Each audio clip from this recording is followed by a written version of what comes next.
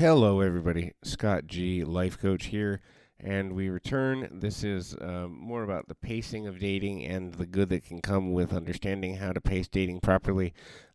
We've got over 1,600 of these available for your listening pleasure. Not here as often as I might like, but we are here when we can be and continuing to impart what would be a good information for you in a variety of topics. So hopefully there is something in the archive you enjoy.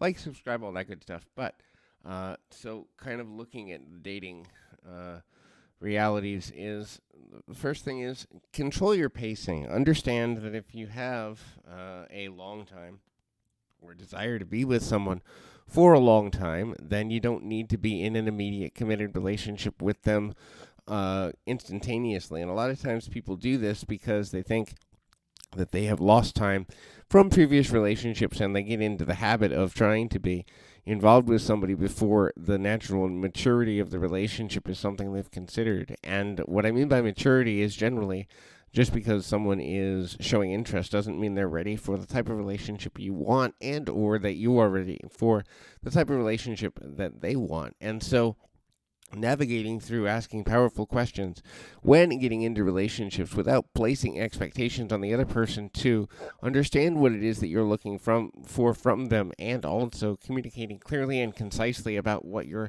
standards are and your needs are is important as well. The next thing there is figure out what your dating life is like. So use first dates as practice. Hey, this is what I like. This is what I don't like.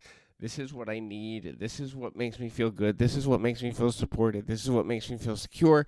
These are the things that make me feel insecure. And the reason for that is because you can get to a place where you can better articulate for someone you are compatible with what a more long-term relationship and the standards thereof may look like. I think we've moved to a place within especially Western culture, where the definition of what a successful relationship is has become much different than it used to be 50 years ago or longer. And so that means that people need to be better understanders of what it is that they can and cannot handle from a partner. Do you need someone who's always steady-minded? If so, then someone with an anxiety disorder may not be a good partner for you. Can you handle a person who travels for work?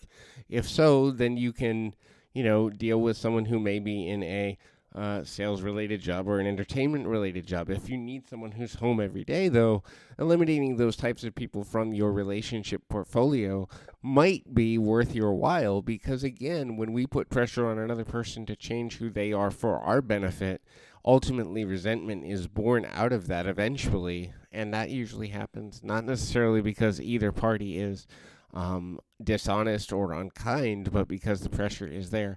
Know what your red flags in relationships are before you enter one. In other words, if you start to see red flag behaviors that have been a problem for you before, identify those and articulate those to the other person, but also within yourself, so you don't necessarily change what you say you will engage with just because there's been some chemistry on a physical level, or you've spent a lot of time with them, so you feel like you're invested.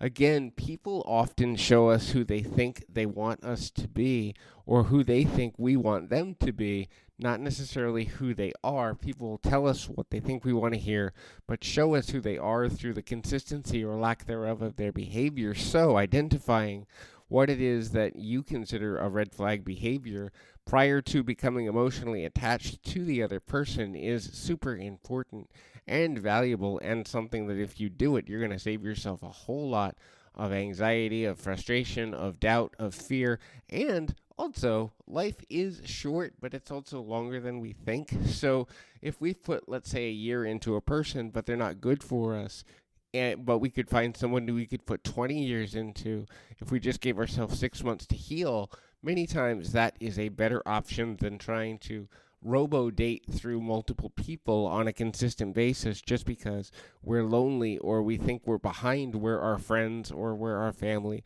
or where society thinks we should be. Understanding the process of dating from a compatibility standpoint rather than an emotional happiness standpoint in instantaneism is a important part of making lasting relationship changes that will give us the highest chance of success for the future. So hopefully this is helpful.